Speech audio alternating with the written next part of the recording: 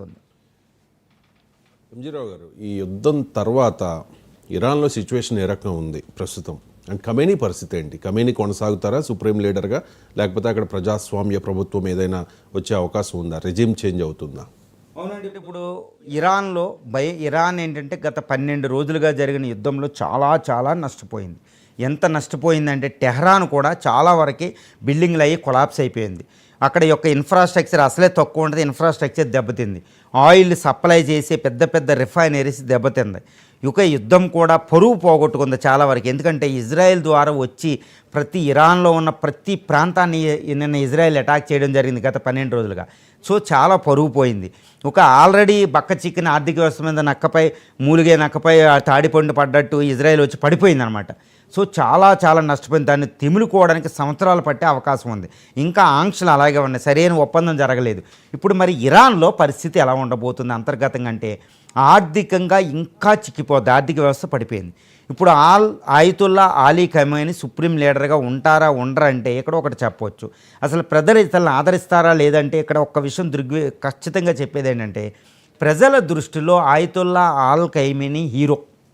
ఆయన ఒకప్పుడు ప్రజలు ఆదరించారు, ఇప్పుడు ఇంకా ఎక్కువ ఆదరిస్తారు. ఎందుకంటే ఇరాన్ను 12 రోజులుగా యుద్ధంలో నిలిపి ఇజ్రాయెల్ నిరంతరంగా ఇరాన్ మిసైల్స్ వెళ్తూ కొడుతూనే అమెరికా ఎయిర్ బేస్ల మీద ఆయన అటాక్ చేశాడు. ఆయన తోక ముడుచుకుని వెళ్ళలేదు, ఎక్కడికి వెళ్ళలేదు. ట్యాంకర్లో దోకోవడం అంటే ఆయన ప్రాణాన్ని రక్షించవలసిన ఆర్మీ పెడద్దు అంతే. ఇప్పుడు మన ప్రైమ్ మినిస్టర్ చుట్టూరు ఎన్ఎస్జీ కమాండోస్ ఉంటున్నారంటే ప్రైమ్ మినిస్టరు మన భారత ప్రధాని మోడీ మిగిలిన వాళ్ళందరూ అధైర్యవంతులని కాదు, సెక్యూరిటీ మెజర్ అంతే.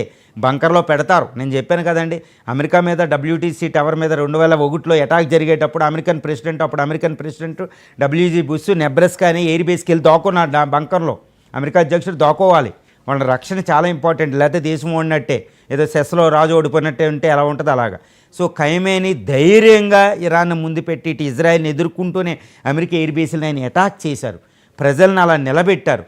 కాబట్టి ఖమేనీ అనే పేరు అనేది పోలేదు, ఇంకా ఎక్కువ అయింది. సుప్రీం లీడర్ అనే యొక్క ఆధిపత్యం పెరిగింది. కాబట్టి రిజైమ్ చేంజ్ అనేది ఇరాన్లో ఎట్టి పరిస్థితుల్లో జరగదు. అది అమెరికా కోరుకున్నది జరగదు, ఇజ్రాయెల్ కోరుకున్నది జరగదు. రిజైమ్ చేంజ్ ఎప్పుడు జరుగుతుందంటే అపోజిషన్ స్ట్రాంగ్గా ఉండి శత్రుదేశం వచ్చి ఆ రాజుని చంపేసినప్పుడు. అది సద్దాం హుసేన్లో జరిగింది, ఆ గడాఫీ జరిగింది లిబియాలో. కానీ ఇక్కడ జరగదు, ఎందుకంటే ఇరానియన్ ప్రజల దగ్గర అపోజిషన్ లేదు.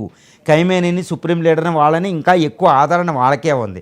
మళ్ళీ యుద్ధంలో హీరోగా అయింది, ఎయిర్ బేస్ అటాక్ చేసి తిరుగులేని హీరో అయిపోయాడు ఖమేనీ ముస్లిం ప్రపంచంలో. కాబట్టి రాజకీయంగా ఎటువంటి మార్పు ఇరాన్లో వచ్చే అవకాశం లేనే లేదు. ఈవెన్ ఖమేనీ సంహరించిన మొసాద్ ఎప్పుడైనా కానీ అలా జరగదు, జరిగితే బొగ్గుమంటదని జరగదు. ఒకవేళ అలా జరిగినా ఆయన యొక్క వారసత్వాన్ని ముగ్గురు ప్రకటించేశారు సక్సెసర్స్ని. కాబట్టి రిజైమ్ చేంజ్ జరగదు. ఆయన యొక్క ఆర్మీకి ఆపోజిట్గా ఇస్లామిక్ రెవల్యూషనరీ గార్డ్స్ కార్ప్స్ ఉంటుంది 2 లక్షలతో, వాళ్ళు ఉన్నంత వరకే రిజైమ్ చేంజ్ జరగదు. ఎందుకంటే ఒక సైన్యం ఆయన పెట్టుకున్నాడు. ప్రజాస్వామ్యం రాదు, ఇప్పుడు ఉన్న ప్రజాస్వామ్యం ఎంతవరకు ఉందో అదే ఉంటుంది.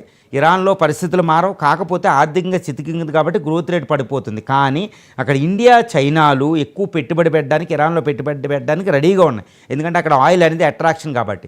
అవసరమైతే కొన్ని బిలియన్ బ్యారెల్స్, బిలియన్ క్యూబిక్ మీటర్ల గ్యాస్ని ఇటు అమెరికా చైనాకి కానీ ఇండియాకి కానీ ఒప్పందం చేసుకుని మళ్ళీ పునరుద్ధరించుకుంటుంది. ఇండియా చైనా కంపెనీలు రెడీగా ఉన్నాయి అక్కడ పునరుద్ధరించడానికి. కాబట్టి వారి నుంచి తొందరగా చెమ్ముకుని ఇరాన్లో ఇంకా ఎక్కువ ధైర్యంగా ఇప్పుడు వెళ్ళొద్దు అనమాట. ఎందుకంటే ఆంక్షల వేటిని ఒప్పుకోదు. ఇరాన్ ఎదుర్కొంది కాబట్టి 12 రోజుల యుద్ధంలో అమెరికానే ఎదుర్కొంది కాబట్టి, ద గ్రేట్ అమెరికాని.